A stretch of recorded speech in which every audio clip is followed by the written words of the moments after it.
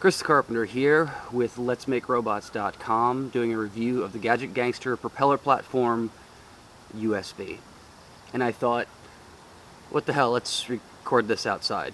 Alright, the bottom line is the Propeller chip is a multi-core chip. So you're talking about 8 brains in one chip. And so you have true parallel processing. And in my mind, it all comes down to one simple thing. You've got a chip which is extraordinarily powerful, and in my mind, set up extraordinarily well for hobbyist robotics, hobbyist robotics especially in the fact that you can be checking your sonar and doing your navigation calculations simultaneously with the code that makes your drive motors run, or the code that makes the servos move the sonar. And this is not pseudo parallel processing; it's actual parallel processing. It's done at 80 megahertz, so it's 80 megahertz times 8, not in the case of pseudo parallel processing 80 megahertz divided by 8. So it's extraordinarily fast. That being said, the access to this power can be difficult for a beginner. Variables have to be shared or not shared. There are rules in place how each of these brains, these cogs, or these individual processors, there's rules in place as to how they can interact with I/O pins, and how they share pins or don't share pins, who's first in line to get a pin, who cannot have access to a pin. And then also another tremendously confusing thing that I've run into is stack, or the allocation of thinking space, of memory. That has to be figured in. You have to give everything room to think, basically. And calculations have to be done as to how much thinking room each cog is going to need. That can be really difficult for a beginner. It can be even more difficult for a pseudo beginner, or even more difficult for a pseudo beginner. A pseudo beginner being someone who is switching from another language, Arduino, Pickaxe, etc. And to be honest, I personally am still trying to wrap my head around it. There are objects, libraries, if you will, that have taken care of a lot of the hard stuff, just like Arduino and other environments, which is great. But at the same time, I think they can also be a crutch in the fact that they are doing a lot of the hard stuff for you. So if you want to do something on your own, I think sometimes the objects can prevent you from learning some of the things you do need to learn in order to go your own direction. The objects themselves I like a lot. I'll take them over a library any day. First of all, they open in the spin editor, so you can, and they look like the regular code you're writing, so you can easily modify them, add to, subtract from. At the same time, because these objects are written by individuals and not by Parallax themselves, they can be a little hit and miss. Some are... Have fun at work, Jenna. My flatmate. Some of the objects I've worked with are phenomenal. They have pictures. They show you how to hook things up. The hardware. Everything's commented really, really well. And then other objects, it's like reaching into the programmer's brain and trying to rip out what the hell he was thinking when he wrote it, because he just assumes, the writer of the object, assumes that you know what he was thinking, or he assumes that you know X, Y, and Z going into using this object. So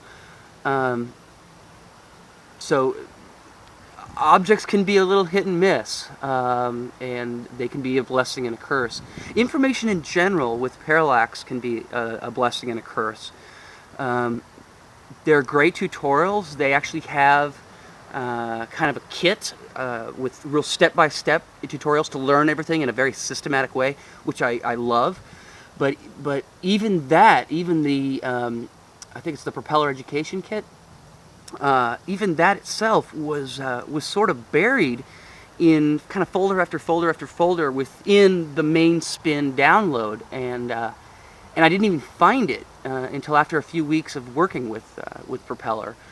So in general, there's a lot of good stuff out there, but I found, well, like I said in my written review, there's a lot of stuff you can find, an extraordinarily high amount, just a ton of stuff that you can find, but you have to find it, and that can be difficult. Also, I could make the analogy that if electronics were car guys, then Arduino and Pickaxe would be like the standard muscle cars. They are the Mustangs. They are the well, let's stay with Mustang. That's a good analogy.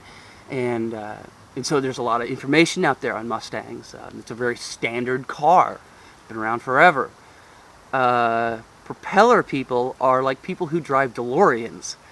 They are built in a different way. They work in a different way. They kind of have their own forums, and there's a lot of independent people out there doing really extraordinary things, but you got to find it, and the more you want, and the more you want it to do, the more you're going to have to learn, and the more you're going to have to find, and it comes down to simple legwork and simple homework. But I can definitely say the more you put in, the more you put out. And then I guess to conclude, I guess I'll conclude with just the really cool things that the Propeller does, and that is video out, audio out. On this particular board, onboard SD card, wave player right off the board. The video out is extraordinary. I mean, why buy a little LCD screen for 32 characters for $35 when I can get a 7-inch LCD screen from eBay for the same $35, and now I've got just about unlimited characters in full color plus graphics for the same amount of money I'm going to spend on a serial-enabled LCD. Duh. Old school video games. There are literally hundreds of old school video games that people have recreated on the Propeller.